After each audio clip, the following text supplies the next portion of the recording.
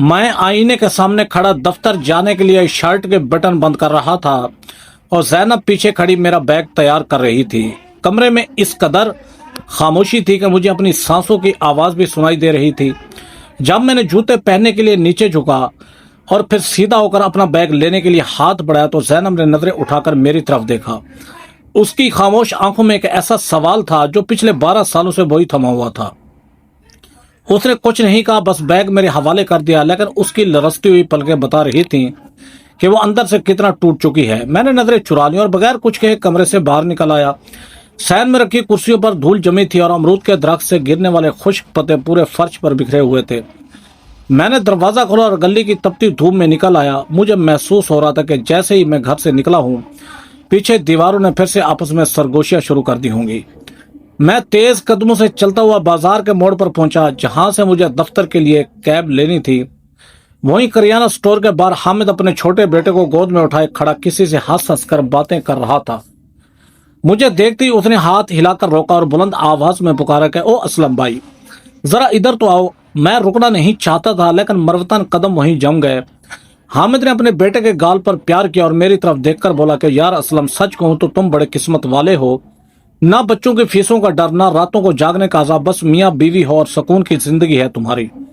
उसके लहजे में बनावटी हमदर्दी मेरे कानों में चुभने लगी। पास खड़े एक और शख्स ने लुकमा दिया कि भाई, औलाद का सुख तो नसीब वालों को मिलता है, वरना तो इंसान बस दुनिया में बोझ ढोता रहता है। मैंने अपना बैग कंधे पर संभाला और एक जबरदस्ती की मुस्कुराहट लबों पर लाते हुए कहा कि बस अल्लाह की रजा है, जिस हाल में रखे। हामिद ने मेरे कंधे पर हाथ मारा और हंसते हुए कहने लगा कि यार अभी भी वक्त है, कहीं से दम दरूद करवाओ या फिर हिम्मत करके घर में नई रौनक ले आओ। अब तो जैनब भाभी ने भी हार मान ली होगी।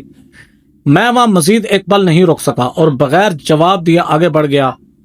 मेरे पीछे उनका कहकहा गूंजा जो मुझे अपनी तस्लील महसूस हो रहा था। दफ्तर में सारा दिन फैलों के दरमियान गुजर गया, लेकिन मेरा जहन उसी बाजार के मोड़ पर अटका हुआ था। वापसी पर जब मैं गली में दाखिल हुआ तो सूरज ढल रहा था और गली के बच्चे खेल रहे थे।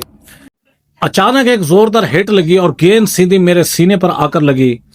मैंने कराह कर गेंद पकड़ ली। एक 10 साला बच्चा दौड़ता हुआ मेरे पास आया और डरते डरते बोला कि अंकल प्लीज बॉल दे दे, मुझे गलती से लग गई है आपको।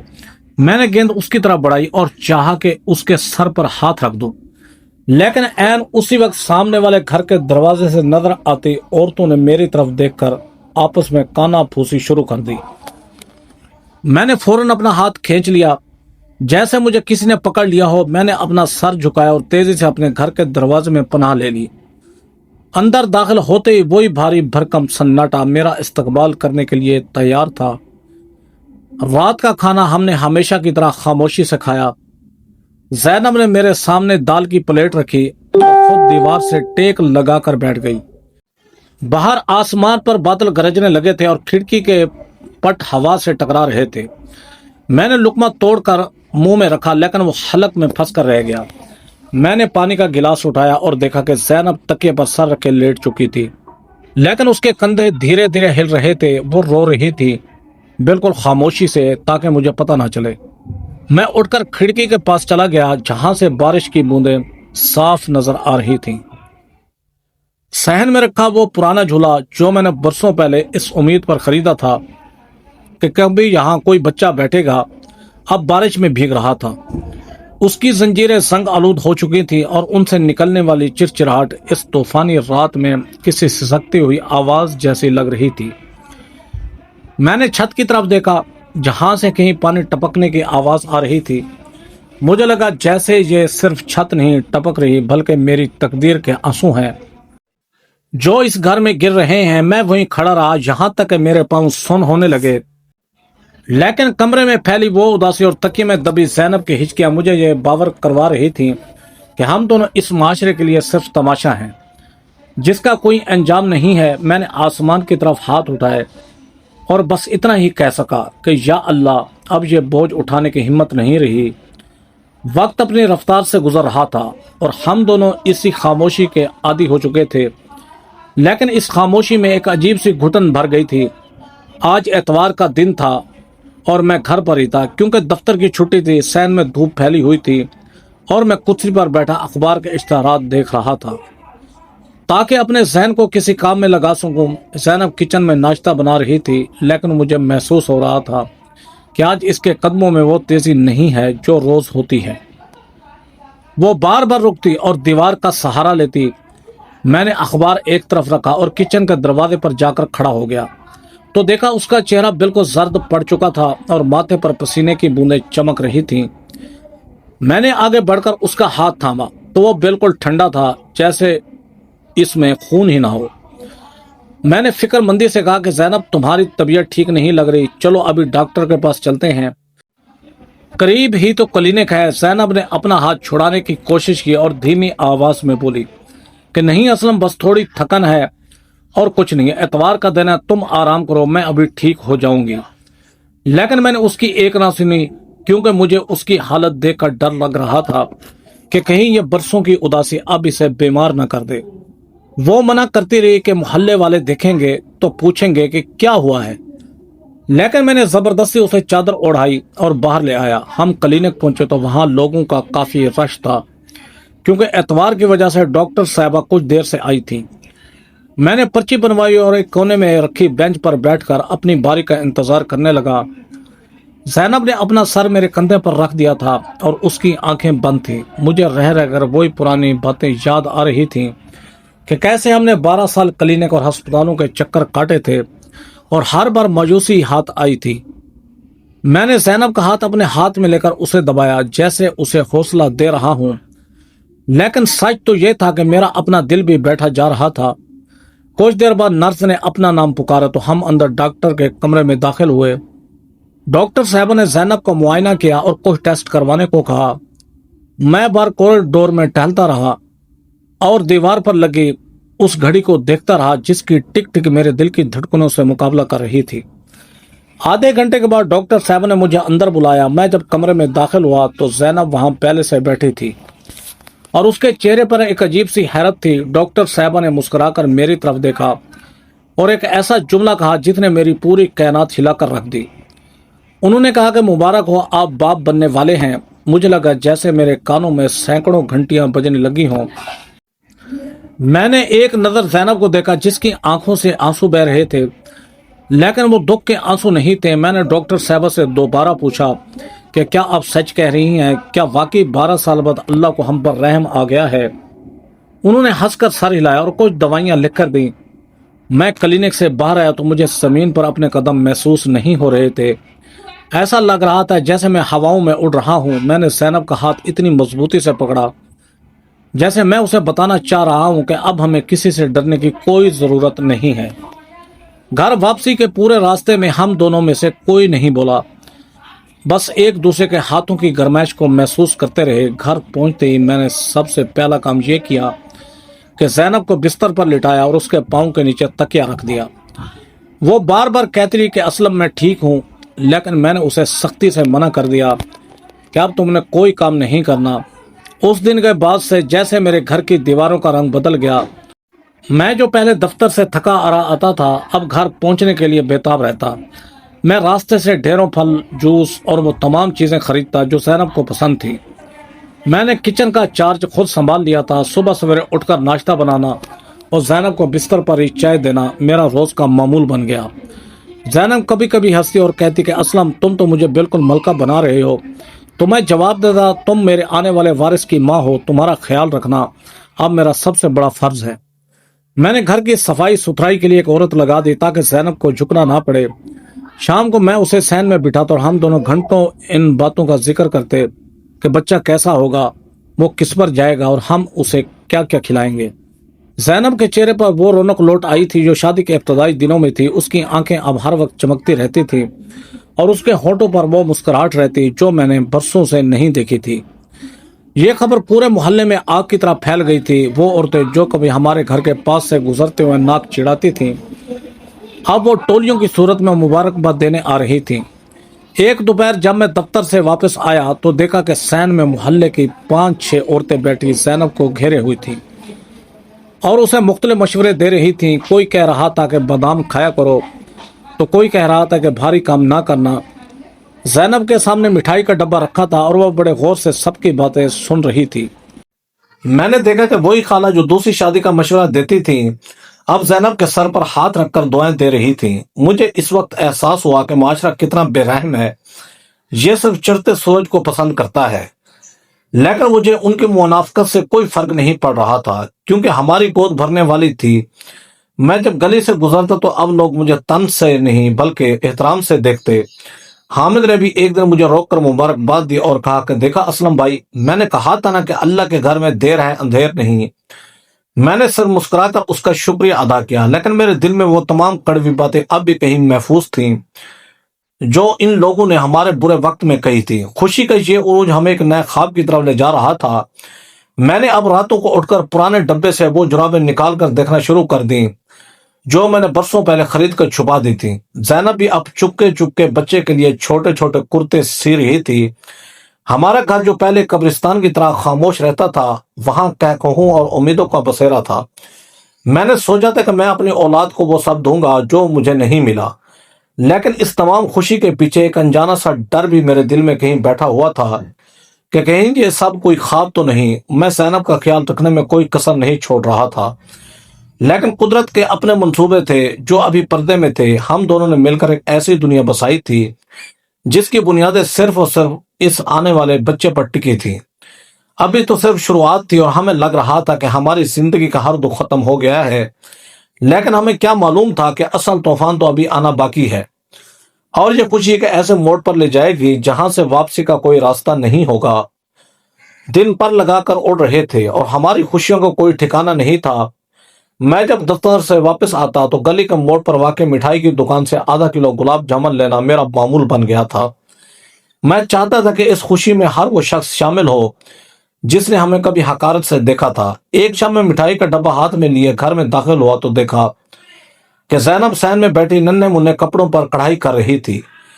میں نے اس کے سامنے مٹھائی رکھی اور کہا کہ زینب، آج میں نے دفتر میں سب کا منہ میٹھا کروایا ہے۔ میرے افسر نے بھی مجھے مبارکباد دی ہے اور کہا ہے کہ اب اپنی ذمہ داریاں سمجھو۔ زینب مسکرائی اور بولی کہ اسلم، تم کتنے پاگل ہو گئے ہو، ابھی تو بہت وقت باقی ہے اور تم ابھی سے مٹھائیاں بانٹ رہے ہو۔ میں نے اس کا ہاتھ تھام کر کہا کہ یہ 12 سال کا انتظار ہے زینب، یہ مٹھائی نہیں بلکہ میرے دل کا سکون ہے۔ اس رات ہم نے دیر تک بیٹھ کر بچے کے کمرے کو سجانے کے منصوبے بنائے۔ میں نے سوچا تھا کہ میں دیواروں پر نیلا رنگ کرواؤں گا اور ایک چھوٹی سی الماری بھی لاؤں گا۔ کچھ دن بعد میرے بھائی اور بھابھی بھی دوسرے شہر سے ہمیں مبارکباد دینے آئے۔ وہ بہت سے کھلونے اور کپڑے لائے تھے۔ گھر میں ایک میلے کا سما تھا۔ ہم نے سین میں دسترخوان بچھایا اور مل کر کھانا کھایا۔ بھابھی زینب کو بتا رہی تھی کہ اب تمہیں اپنی خوراک کا بہت زیادہ خیال رکھنا ہے اور کوئی بھی بھاری چیز نہیں اٹھانی۔ میں دور کھڑا ان سب کو دیکھ رہا تھا اور دل ہی دل میں اللہ کا شکر ادا کر رہا تھا کہ اس نے میرے گھر کی ویرانی ختم کر دی۔ رشتہ داروں کا وہ تانتا جو برسوں پہلے ٹوٹ گیا تھا اب پھر سے جڑنے لگا تھا۔ مجھے لگ رہا تھا کہ اب زندگی کا ہر کانٹا پھول بن چکا ہے اور اب ہمیں کبھی کسی دکھ کا سامنا نہیں کرنا پڑے گا۔ لیکن زندگی ہمیشہ ویسے نہیں چلتی جیسا ہم سوچتے ہیں۔ ایک رات جب باہر گھپ اندھیرا تھا اور ہلکی ہلکی بوندیں پڑ رہی تھیں، اچانک زینب کی چیخ نے مجھے نیند سے جگا دیا۔ میں نے ہڑبڑا کر بتی جلائی تو دیکھا کہ زینب درد سے تڑپ رہی تھی اور اس کا چہرہ پسینے سے شرابور تھا۔ میری سٹی گم ہو گئی۔ میں نے جلدی سے پڑوس سے رکشہ منگوایا اور اسے قریب کے ہسپتال لے کر بھاگا۔ راستے پر میں دعا مانگتا رہا کہ یا اللہ سب ٹھیک ہو۔ ہسپتال پہنچتے نرسوں نے اسے اسٹریچر پر ڈالا اور لیبر روم کے اندر لے گئی۔ میں باہر کوریڈور میں پاگلوں کی طرح ٹہل رہا تھا۔ کافی دیر بعد ڈاکٹر باہر آئی۔ اس کے چہرے پر وہ مسکراہٹ نہیں تھی جو کچھ ماہ پہلے کلینک میں تھی۔ اس نے بڑے ٹھنڈے لہجے میں کہا کہ اسلم صاحب، ہمیں بہت افسوس ہے، ہم بچے کو نہیں بچا سکے۔ زینب کی جان کو خطرہ ہے، اس لیے ہمیں یہ سخت فیصلہ کرنا پڑا۔ مجھے لگا جیسے کسی نے میرے پیروں تلے سے زمین نکال دی ہو۔ وہ مٹھائیاں، وہ کپڑے، وہ خواب سب ایک پل میں راکھ ہو گئے تھے۔ میں وہیں ہسپتال کے فرش پر بیٹھ گیا اور دیوار سے سر ٹکا دیا۔ مجھے محسوس ہو رہا تھا جیسے کائنات کی تمام روشنیاں گل ہو گئی ہوں۔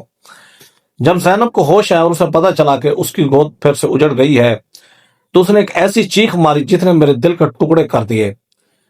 ہم گھر واپس آئے تو وہ گھر ہمیں قبرستان کی طرح لگ رہا تھا۔ وہ جھولا، وہ ننھے کپڑے جو زینب نے اتنے شوق سے سیے تھے، अब हमें काटने को दौड़ रहे थे। जैनब कई दिन तक खाना नहीं खाया, वो बस एक कोने में पड़ी रहती और खाली नजरों से छत को तकती रहती। मैं खुद अंदर से टूट चुका था, लेकिन इसे संभालना था। मैंने वो तमाम खिलौने और कपड़े एक बड़े डिब्बे में बंद करके स्टोर रूम में रख दिए ताकि उसकी नजर उन पर ना पड़े। कई माह इसी दुख के साए में गुजर गए। मोहल्ले वालों ने फिर से सरगोशियां शुरू कर दी कि इसके नसीब में औलाद का सुख है ही नहीं, अल्लाह ने देकर छीन लिया। ये बातें सुनकर मेरा कलेजा जल उठता, लेकिन मैं खामोश रहता। जैनब अब पहले से ज्यादा खामोश हो गई थी। उसकी आंखों की वो चमक गायब हो चुकी थी। हम दोनों फिर से उसी पुराने सन्नाटे के कैदी बन गए थे, लेकिन कुदरत के खेल निराले होते हैं। एक दिन जब हम दोनों ने उम्मीद छोड़ दी थी, जैनब की तबीयत फिर से बोझल होने लगी। वो डर रही थी, वो अस्पताल जाने से कतराती थी कि कहीं फिर से वो इस सब न सुनना पड़े। मैं उसे जबरदस्ती उसी क्लिनिक ले गया जहां से पहली बार हमें खुशखबरी मिली थी। डॉक्टर ने मुआयने के बाद जब मुझे अंदर बुलाया तो मैं कांप रहा था। मुझे लग रहा था कि शायद वो कहेगी कि कोई बड़ी बीमारी है, लेकिन उसने मुस्कुरा कर कहा कि मुझसे एक बार नहीं बार बार होते हैं। अल्लाह ने आपको फिर से मौका दिया है। जैनब दोबारा उम्मीद से है। यह सुनकर मुझे खुशी तो हुई, लेकिन इसके साथ साथ एक बहुत बड़ा डर भी मेरे अंदर समा गया। मैंने कहा कि डॉक्टर साहब, इस बार कुछ नहीं होना चाहिए। मैं दोबारा वो सदमा नहीं बर्दाश्त कर सकता। उन्होंने मुझे तसल्ली दी और कहा कि इस बार हम ज्यादा मोहतात रहेंगे और वो टेस्ट हर महीने करेंगे। घर वापसी पर मैंने जैनब का हाथ थामा तो वो भी कांप रही थी। उसने दबी आवाज में कहा कि असलम, क्या इस बार सब ठीक रहेगा? मैंने उसकी आंखों में आए आंसू देखे और उसे यकीन दिलाया कि इस बार अल्लाह हमारी लाज रखेगा। इस दूसरी बार की खुशी में वो पहले जैसा शोर नहीं था, बल्कि एक संजीदा सा एहतियात था। मैंने मोहल्ले में किसी को नहीं बताया, यहां तक कि अपने भाई को भी नहीं बताया कि अभी तो बस शुरुआत है। मैंने जैनब को मुकम्मल तौर पर आराम का मशवरा दिया और खुद एक साय की तरह उसके साथ रहने लगा। हम दोनों डरे हुए थे, लेकिन दिल के किसी कोने में वो चिराग फिर से जलने लगा था जो एक बार बुझ चुका था। मैं अब रातों को उठकर दुआ मांगता कि या अल्लाह, इस बार हमारे आंगन की रौनक को सलामत रखना। ये मेरी जिंदगी में दूसरी बार था जब मैं बाप बनने के ख्वाब देख रहा था, लेकिन इस बार का सफर पहले से कहीं ज्यादा मुश्किल और आसाम में शिकन होने वाला था। हमें क्या मालूम था कि यह दूसरी उम्मीद हमें एक ऐसी हकीकत के सामने ला खड़ा करेगी जिसका बोझ उठाना मेरे लिए नामुमकिन हो जाएगा। इस दूसरी बार की खुशी ने हमें जितना खुश किया था, इससे कहीं ज्यादा हमें डरा दिया था। मैंने फैसला कर लिया था कि जो गलती पिछली बार हुई वो अब कभी नहीं होगी।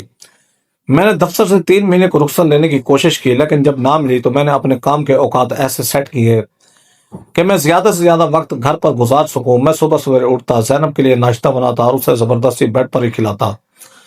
वो कहती रहती कि असलम, मैं बिल्कुल ठीक हूँ, मुझे थोड़ा चलने दो, लेकिन मैं उसे सख्ती से मना कर देता। मुझे लगता था कि अगर वो एक कदम भी जमीन पर रखेगी तो कहीं कोई अनहोनी ना हो जाए।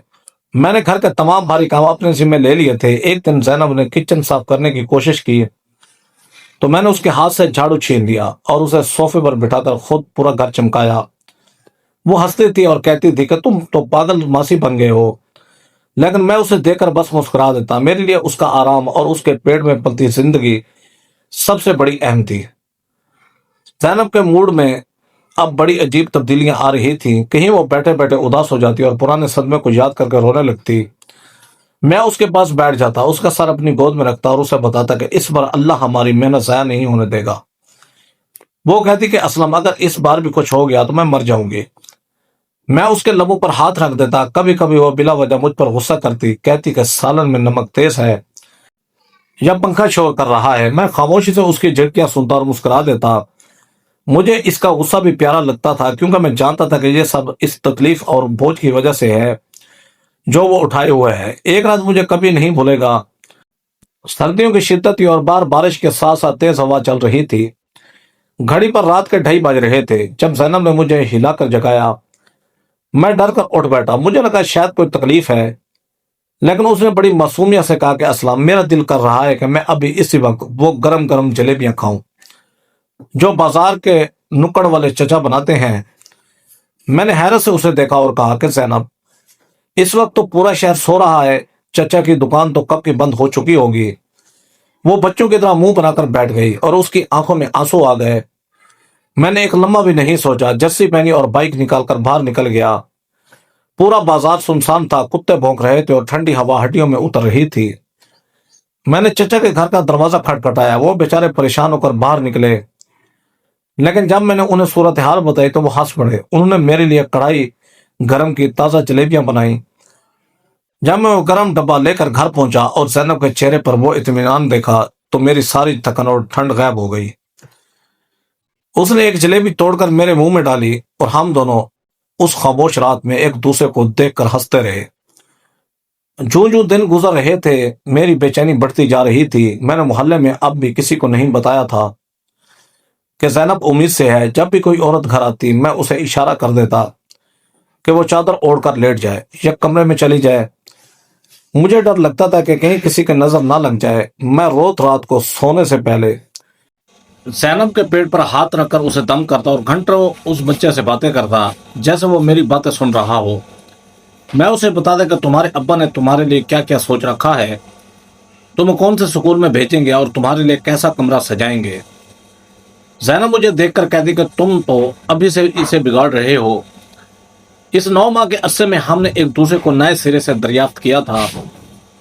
ہماری محبت اب صرف لفظوں تک محدود نہیں تھی، بلکہ وہ ان چھوٹے چھوٹے کاموں میں تھی جو ہم ایک دوسرے کے لیے کرتے تھے۔ میں اس کا خیال ایک کانچ کی گڑیا کی طرح رکھتا تھا۔ میری زندگی میں یہ وہ درد تھا جب میں خود کو دنیا کا سب سے خوش قسمت انسان سمجھ رہا تھا، لیکن مجھے کیا معلوم تھا کہ میں جس پھول کا اتنی شدت سے انتظار کر رہا تھا اس کی خوشبو میرے لیے زہر بن جائے گی۔ وقت جیسے جیسے گزر رہا تھا میری بے چینی اور خوشی دونوں میں اضافہ ہوتا جا رہا تھا۔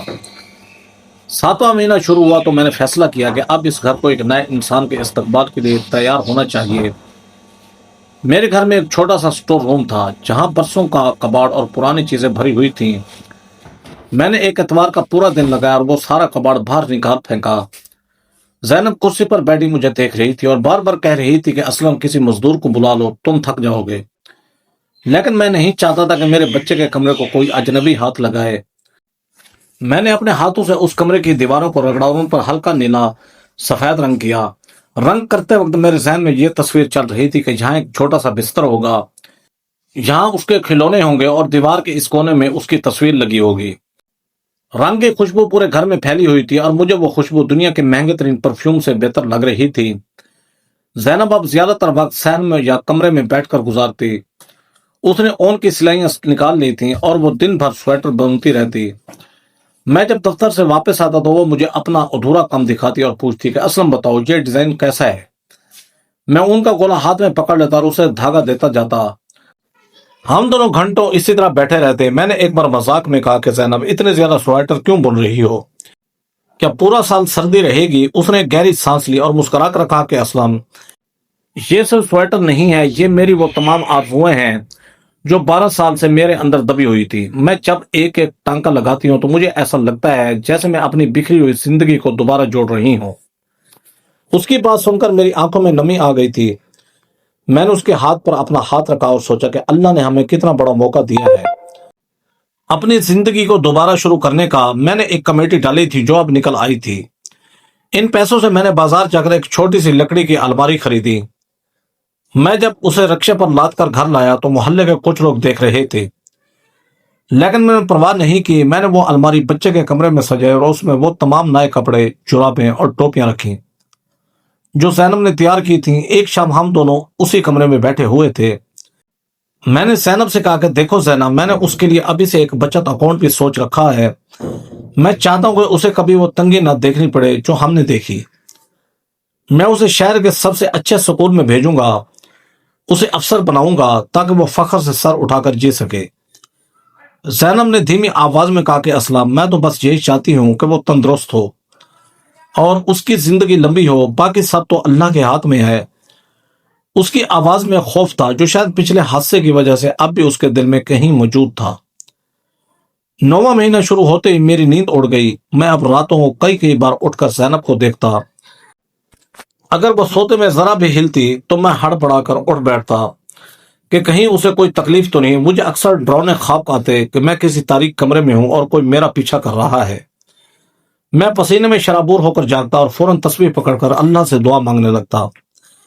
रहमत बीवी जो मोहल्ले की दाई थी, मैंने उसे कई बार अपने घर बुलाया और उसे वो कमरा दिखाया जहां सब इंतजाम होना था। मैंने उसे कई बार ताकीद की कि रहमत बीवी, इस बार कोई कसर न रह जाए, जो पैसे मांगोगी दूंगा, बस मेरी सैनम और बच्चे का ख्याल रखना।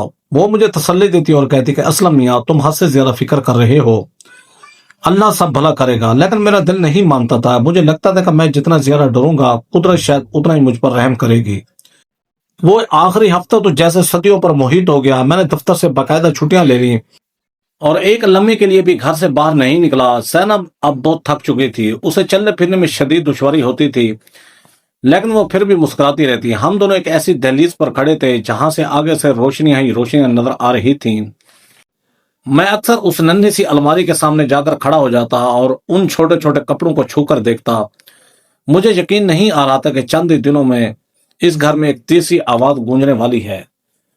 वह इंतजार की घड़ियां इतनी मुश्किल थीं कि मेरा जी चाहता था कि वक्त तेजी से गुजर जाए और वो लम्हा आ जाए जब मैं अपनी औलाद को पहली बार अपनी गोद में लूंगा। मुझे क्या मालूम था कि वो लम्हा मेरी जिंदगी की तमाम खुशियों को निकलने वाला है, और ये तमाम तैयारियां, ये रंग, ये अलमारी, सब एक ऐसे तूफान की नजर हो जाएंगे जिसका हमने कभी तसव्वुर भी नहीं किया था।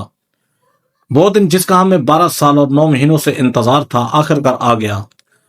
लेकिन वो दिन किसी बहार की तरह नहीं, बल्कि एक सया तूफान की तरह आया। सुबह से ही आसमान पर गहरे बादल छाए हुए थे और हब इस कदर था कि सांस लेना दो पर हो रहा था। मैं सहन में खड़ा आसमान की रंगत देख रहा था जो धीरे धीरे स्याही मैल हो रही थी। जैनब कमरे में लेटी हुई थी। उसे पिछले 2 घंटों से हल्का हल्का दर्द महसूस हो रहा था, लेकिन वो मुझे परेशान नहीं करना चाहती थी। शाम ढलते ही बारिश का आगाज हो गया। पहले हल्की बूंदें पड़ी, फिर देखते ही देखते मूसलाधार बारिश शुरू हो गई। बिजली के कड़कने की आवाजें ऐसी थी जैसे आसमान चीख रहा हो। अचानक कमरे से सैनब की एक बुलंद चीख सुनाई थी और मैं भागता हुआ अंदर गया। वो बिस्तर की चादर को मजबूती से पकड़े तड़प रही थी और उसका माथा पसीने से शराबूर था। मैं समझ गया कि वो घड़ी आ गई है। फिर मैं अंधेरे में रहमत बीबी के घर की तरफ दौड़ा, क्योंकि इतनी तेज बारिश में अस्पताल नहीं जा सकते थे। गलियों में कुटनों कुटनों पानी खड़ा था और तेज हवा मुझे पीछे की तरफ धकेल रही थी। जब मैं रहमत बीबी के घर पहुंचा तो वो सोने की तैयारी कर रही थी।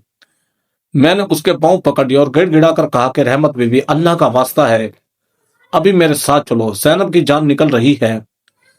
वो पहले तो हिचकिचाई कि इतनी बारिश में कैसे जाएगी, लेकिन मेरी हालत देखकर उसे तरस आ गया। जब हम घर पहुंचे तो जैनब की चीखें बाहर गली तक सुनाई दे रही थीं। रहमत बीबी ने मुझे कमरे से बाहर जाने को कहा और दरवाजा अंदर से बंद कर लिया। मैं सहन में खड़ा था, बारिश में पूरी तरह भीग चुका था, लेकिन मुझे सर्दी महसूस नहीं हो रही थी। मेरे अंदर एक आग लगी हुई थी। मैंने आसमान की तरफ हाथ उठाए और गिड़गिड़ाकर दुआ मांगने लगा कि या अल्लाह, इस बार मेरी लाज रख लेना, इस बार मेरा आंगन सूना ना करना। कमरे के अंदर से कभी जैनब की चीखें आती और कभी रहमत बीवी की ऊंची आवाज में दी जाने वाली हिदायत। वो वक्त सदियों पर मोहित लग रहा था। मैंने दीवार पर लगी उस घड़ी को देखा जिसकी टिक टिक बारिश के शोर में दब गई थी, लेकिन उसके कांटे मेरे दिल पर चल रहे थे। मेरा जहन बार बार उस छोटे से कमरे की तरफ जा रहा था जिसे मैंने नीले रंग से सजाया था। मैं सोच रहा था कि बस अब कुछ ही देर में वो दरवाजा खुलेगा और मुझे वो खुशखबरी मिलेगी जो मेरी जिंदगी बदल देगी। तकरीबन 2 घंटे के जद्दोजहद के बाद अचानक कमरे से एक बच्चे के रोने की आवाज आई। वो आवाज बहुत धीमी और कमजोर थी। मैं वहीं बारिश के पानी में सजदे में गिर गया। मैंने जमीन को चूमा और अल्लाह का शुक्र अदा किया कि उसने मुझे बाप बना दिया। मैं उठा और अपने कपड़ों से पानी निचोड़ते हुए दरवाजे के पास जाकर खड़ा हो गया। मेरा दिल इतनी जोर से धड़क रहा था कि मुझे लगा शायद सीना मेरा फट जाएगा। मैं इंतजार कर रहा था कि रहमत बीवी बाहर आए और मुझे कहे कि असलम मियां, मुबारक हो, तुम्हारा बेटा हुआ है। लेकिन दरवाजा नहीं खुला। अंदर से अब कोई आवाज नहीं आ रही थी, न जैनब की और न ही बच्चे की। एक अजीब और पुरअसरार खामोशी छा गई थी जो बारिश के शोर से भी ज्यादा खौफनाक थी।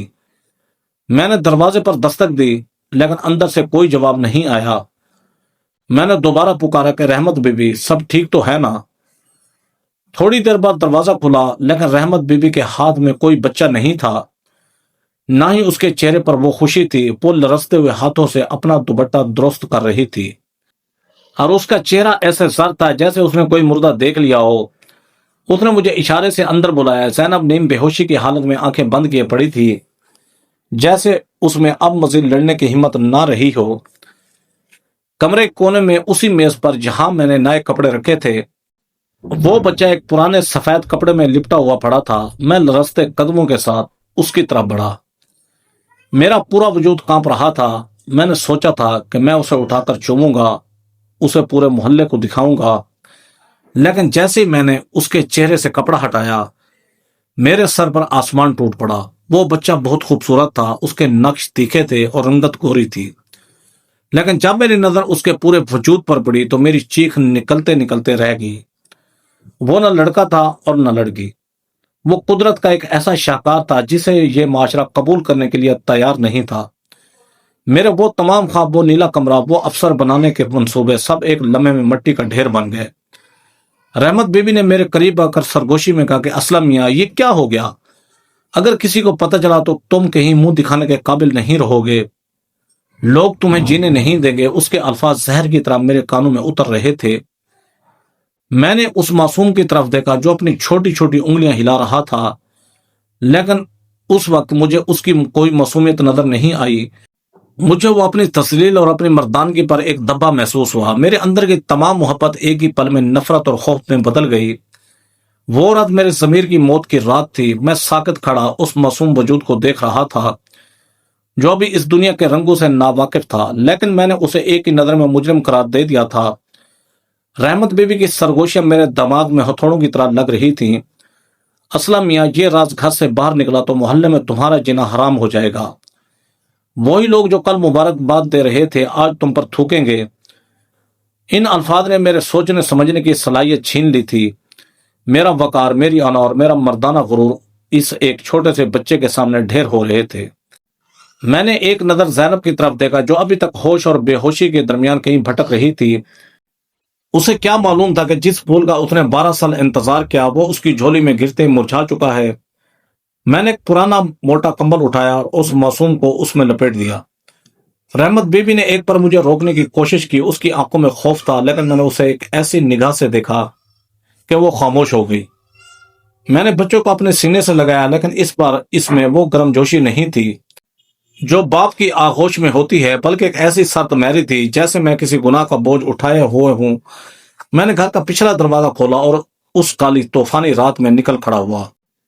بارش اب بھی اسی زور سے ہو رہی تھی، گلیوں میں سناٹا تھا، صرف بارش کے پانی کے گرنے کی آوازیں آ رہی تھیں۔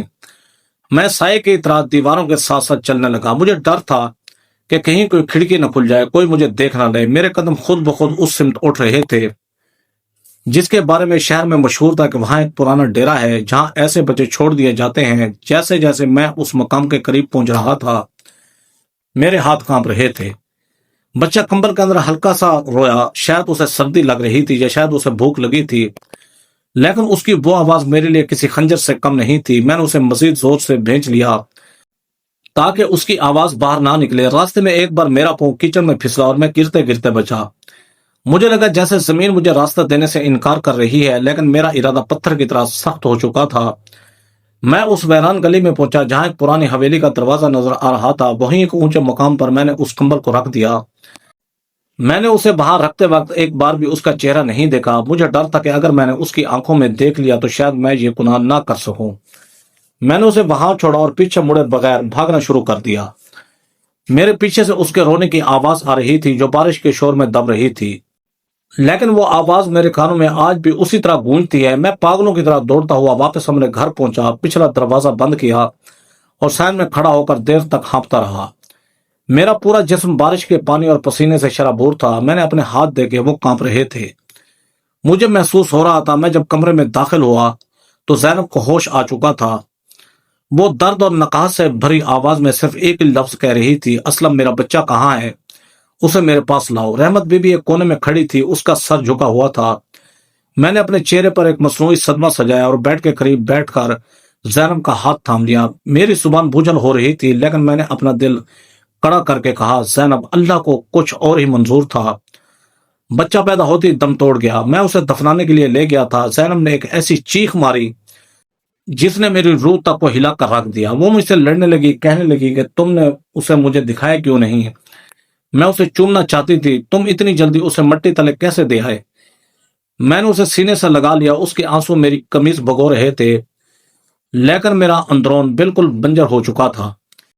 मैं उसे झूठी तसल्लियां देता रहा, उसे बताता रहा कि अल्लाह का यही फैसला था, जबकि मेरा ज़मीर चीख चीख कर मुझे कह रहा था कि असलम तूने अपनी औलाद को जीते जी मार दिया है। रहमत बीवी ने खामोशी से अपना सामान उठाया और बाहर निकल गई। उसने इस राज की कीमत ली थी। उस रात उस घर में वही पुराना सन्नाटा लौट आया, लेकिन इस बार यह सन्नाटा पहले से कहीं ज्यादा भयानक था। वो नीला कमरा, वो नन्ही अलमारी, वो स्वेटर जो जैनब ने इतने शौक से बुने थे, अब एक ऐसे कब्रिस्तान की निशानी बन गए थे जहां हमने अपनी खुशियों को खुद दफन कर दिया था। और फिर वक्त यूं ही गुजरता गया। 20 साल बीत गए। ये 20 साल नहीं थे, बल्कि एक तवील अजाब था जो मैंने और जैनब ने एक ही छत के नीचे गुजारा था। वक्त ने हमारे चेहरे पर झुर्रियां लिख दी और बालों में सफेदी भर दी, लेकिन वो काली रात मेरे सहन से कभी ना मिट सकी। हमारा वो छोटा सा घर अब टूट फूट का शिकार हो चुका था। दीवारों का प्लस्तर झड़ रहा था, मेरी नौकरी खत्म हो चुकी थी और बुढ़ापे की वजह से अब मुझ में इतनी सकत नहीं थी कि कहीं और काम कर सकूं। इसलिए हम सेविंग्स पर गुजारा कर रहे थे। हम दोनों अब सिर्फ एक दूसरे के सहारे जी रहे थे, लेकिन वो सहारा भी कितना खोखला था ये सिर्फ मैं जानता था। जैनब अक्सर बीमार रहने लगी थी, उसका हाजमा खराब रहता और जोड़ों का दर्द उसे रात भर सोने न देता। वो आज भी कभी कभी नींद में उस बच्चे को याद करके चौंक उठती जिसे मैंने जीते जी मार दिया था।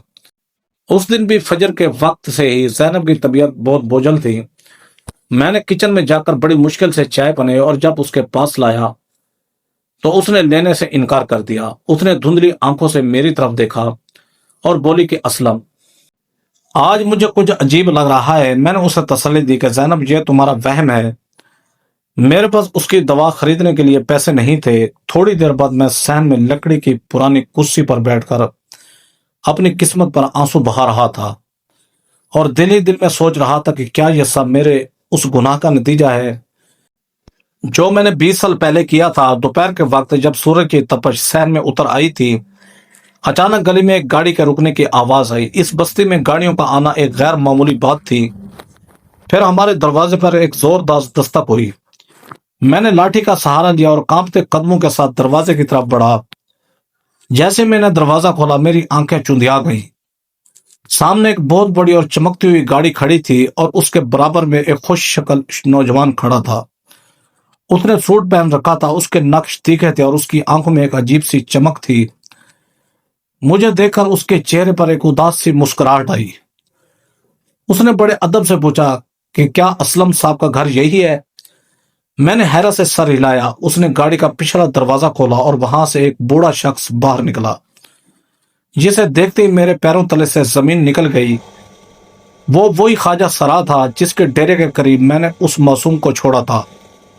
नौजवान ने आगे बढ़कर मेरे हाथ थाम लिए। उसके हाथ बहुत नरम थे, लेकिन उनकी गिरफ्त में एक ऐसी अपनायत थी जो मुझे बरसों से नसीब नहीं हुई थी। उसने दबी आवाज में कहा कि अब्बा, मैं आ गया हूं। मेरे कानों में जैसे धमाके होने लगे। मैंने पीछे हटते हुए कहा कि नहीं, तुम कौन हो? मेरा तो कोई बेटा नहीं था। उस नौजवान की आंखों में आंसू आ गए। उसने कहा कि 20 साल तक आपने मेरी हकीकत को छुपा कर रखा, लेकिन गुरु ने मरने से पहले मुझे सब बता दिया था। उसने बताया कि कैसे एक बाप ने अपने वकार की खातिर अपनी औलाद को बारिश में मरने के लिए छोड़ दिया था। मैं वहीं चौखट पर बैठ गया और फूट फूट कर रोने लगा। मेरा वो राज जो मैंने 20 साल से घर की चार दीवारी में दफन कर रखा था, आज एक खुश शक्ल नौजवान की सूरत में मेरे सामने खड़ा था। वो नौजवान जिसे मैंने ठुकराया था, वो आज एक कामयाब इंसान बनकर मेरे सामने खड़ा था।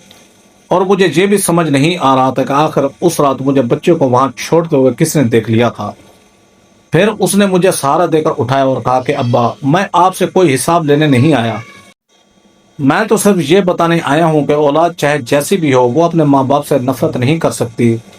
मैंने आपके लिए शहर में एक अच्छा घर लिया है। जैनब जो अंदर से ये सब सुन रही थी, घसीटती हुई बाहर आई और अपने इस मुर्दा बेटे को जिंदा देखकर साकत रह गई। इस नौजवान ने हम दोनों को गले लगा लिया। मुझे महसूस हो रहा था जैसे मेरा वो बोझ जो मैंने 20 साल से अपने सीने पर उठा रखा था यकदम उतर गया हो। लेकिन इस सुकून के साथ एक बहुत बड़ी शर्मिंदगी भी थी میں نے جس بچے کو ذلت سمجھ کر پھینکا تھا وہی آج میری ذلت کو چھپانے اور میرے بڑھاپے کا سہارا بننے آیا تھا۔ اس دن مجھے سمجھ ہے کہ انسان کی صنف یا اس کی ظاہری شکل و صورت اس کی پہچان نہیں ہوتی، بلکہ اس کا کردار اور اس کا صرف اسے بڑا بناتا ہے۔ میں نے اس کے ہاتھ چوم لی اور اللہ سے معافی مانگی۔ وہ گاڑی ہمیں اس ٹوٹے ہوئے گھر سے دور لے جا رہی تھی، لیکن میرا سر اب بھی جھکا ہوا تھا، کیونکہ میں جانتا تھا کہ میں ایک باپ کے روم میں کتنا چھوٹا انسان تھا اور وہ بچہ جسے میں نے جیتے جی مار دیا تھا وہ کتنا عظیم نکلا۔ دوستو، کمنٹ باکس میں اپنی رائے کا ضرور اظہار کیجیے گا کہ یہ سٹوری آپ کو کیسی لگی۔ ایسی سبق آموز سٹوری دیکھنے کے لیے ویڈیو کو لائک کریں، ہمارے چینل شوکت وائس کو سبسکرائب کر کے بیل آئیکن کو دبا کر آل پر کلک کر دیں تاکہ آپ کو ہر آنے والی نیو ویڈیو کا نوٹیفیکیشن سب سے پہلے ملے۔ Thanks for watching. اللہ حافظ۔